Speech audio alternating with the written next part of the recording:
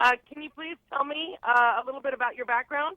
Absolutely. So I am a PBS host of a show that's called Patis Mexican Table. It airs nationwide on PBS.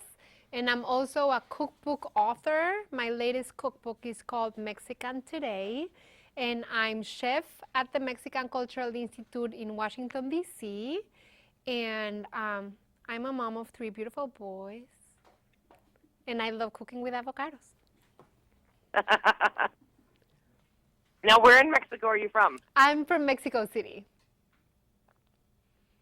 Now, can you please tell me a little bit about your culinary journey, how you got from being a political analyst to where you are now? Absolutely. Kind of zigzagged a little bit. So, born and raised in Mexico City, and I wanted to be an academic growing up. So, I studied political science and ended up working at a policy research center or think tank in Mexico City called Decide, doing research on strengthening institutions and strengthening democracy and things like that. And then I got married to a Mexican. We moved to Texas, and once I was across the border, I became insanely nostalgic for the food that I had growing up. It must have been because my husband travels a lot and I didn't have kids then. So I was a little bit lonely and nostalgic, and I started cooking just to feel at home. Um, and then we moved to DC a few years later, did a master's on Latin American studies, worked at a think tank again. I was sort of trying to yank myself back to the policy analysis world, but at one point I just had a super early existential crisis and couldn't stop thinking about food and decided to take a leap of faith and switch careers, went to cooking school, and here I am. Now, is there a favorite comfort food you like to make for your family? Um, Tacos, I think. We absolutely love tacos anyway, crispy, fried, soft, carnitas al pastor, any possible way with a good salsa and a good guacamole. That's comfort food for us. Are there any seasonings or spices that people should have on hand to add some authentic Mexican flair into their dishes? Yes, absolutely. That's a great question. We love chipotles in adobo sauce. That is one condiment that I think has gone really popular outside of Mexico. People have grown to like it and understand it. You know, it's spicy, it's sweet, it's rustic, it's smoky, and it can be used in so many ways. So to give you an example as to how chipotles in adobo can be used, aside from making salsas and using in stews, I have an avocado hummus here, where you take the traditional hummus, you know, the garbanzo beans, olive oil, a little bit of lime juice, tahine, and then I add an avocado and I add tablespoons of that chipotle in adobo sauce. And it gives it that I don't know what that's irresistible, just a little bit spicy, a little bit sweet. So I think chipotles in adobo are a necessity in the pantry, just like avocados are a necessity in the kitchen. Sounds delicious. Hmm.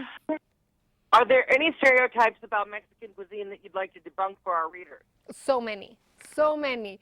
I think there are many stereotypes, you know, not only about Mexican food, but Mexicans and Mexico. And I think the most important about Mexican cuisine, people think that Mexican food is heavy, that Mexican food is greasy, unhealthy, or too spicy. And there's nothing farther from the truth. I mean, I focus on homemade, home style Mexican food, and Mexican food is really nutritious and wholesome, and it uses a lot of fresh fruits and fresh vegetables. And there are a few dishes that, you know, became popular in the US, sort of fast foody things like the hard shell taco or the enchiladas loaded with the yellow cheese, but that's not really Mexican. If you dig a little deeper, you find that Mexican food is really wholesome and nutritious. And also, Now, it's not always spicy. That's another myth, that Mexican food is also spicy. There's so much, you know, in Mexican gastronomy that doesn't have chilies in it. how did growing up in Mexico City influence your culinary point of view? Well, I think it influenced it in a big way because in Mexico, everything has to do with food. You get together with family around food. You celebrate occasions, around a dish or ingredient. If it's tamales, it's tamal day. If it's tacos, it's taco day. Like food always makes for an occasion, and food is really the way that in Mexican families we express love and caring and nurturing. So that's why I think there's the stereotype that I think that this one is very true, that Mexican moms love to feed their kids. I mean, you ask my kids, every time I talk to them, I ask them if they're hungry. Well, with teenage boys or little boys, I'm guessing they always are. Exactly, growing and eating more and more and more, yeah. Now, who are some chefs you admire? Oh, so many, so many. Um, Chef Jose Andres, I'm a big fan of his work. Enrique Olvera, who is a Mexican chef who has really pushed the boundaries of Mexican cooking. Absolutely adore and look up to Jack Pepan and Lidia Bastianchi when it comes to Italian food. There's so many and so many in Mexico that I admire too.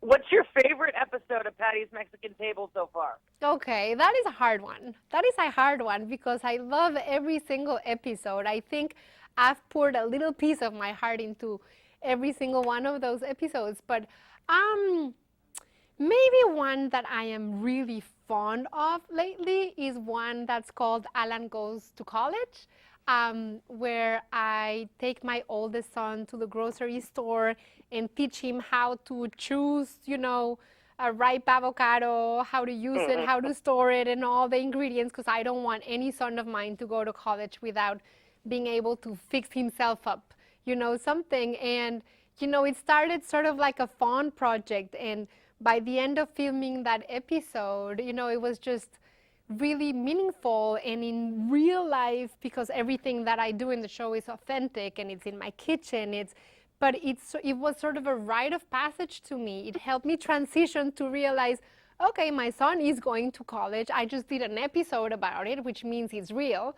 And so I'm sort of a little bit more at peace with him going to college now. But it's a beautiful episode, and I've gotten a lot of feedback of people crying with it, which makes me happy because I'm crying. So, what advice would you have for would-be chefs or food bloggers? Try to do things that you're not comfortable with or that you haven't tried before. Try to bring new ingredients in your kitchen. Try to use ingredients that you already know and use them in new ways. I would say just try to push the boundaries of what you know so that you can grow, bigger in your own space. Just push yourself to areas where you may not feel that comfortable, just to test yourself and your limits. It's always great.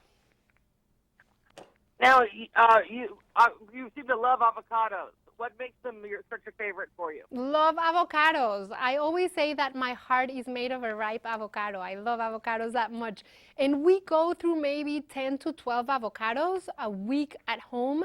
I love it for so many reasons. I love it because, first of all, it's incredibly nutritious and healthy. It is an ingredient that just one serving of it gives you 80 calories, and it gives you nearly 20 vitamins and minerals and the good fats that your body really wants and needs to function properly. And it's heart healthy.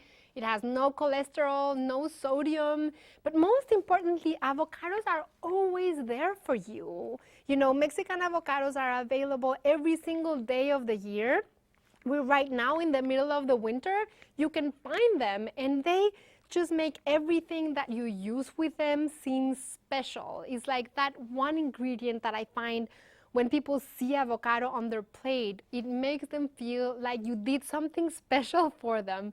And it's soft, it's versatile, it's buttery, just the flavor, I think, is one of the ingredients that is the most sort of exquisite and versatile that I can think of. So it's always in my kitchen. And I like to buy ripe and green. Because, you know, as the avocados ripen not on the tree, but they ripen out, you know, once they're already cut. So I buy some that are ripe and ready to use, and I buy some green ones so that as the week goes along, I don't have to go to the grocery store again. Sounds like a very helpful tip. Yeah. Chef Pati, is there anything you'd like to add for us?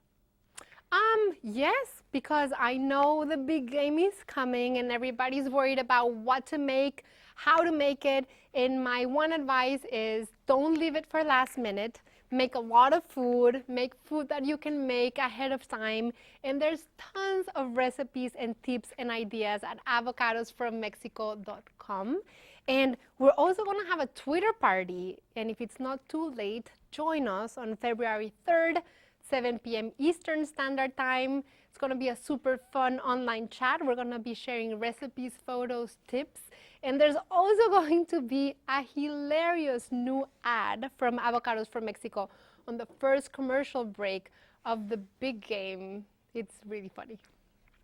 Oh, wonderful. Thank you. Thank you. Well, thank you so much for taking the time to speak with us, Chef Pati. Wish you all the best in all your endeavors. Thank you for the conversation. It was really fun. Take care. Bye-bye. Bye.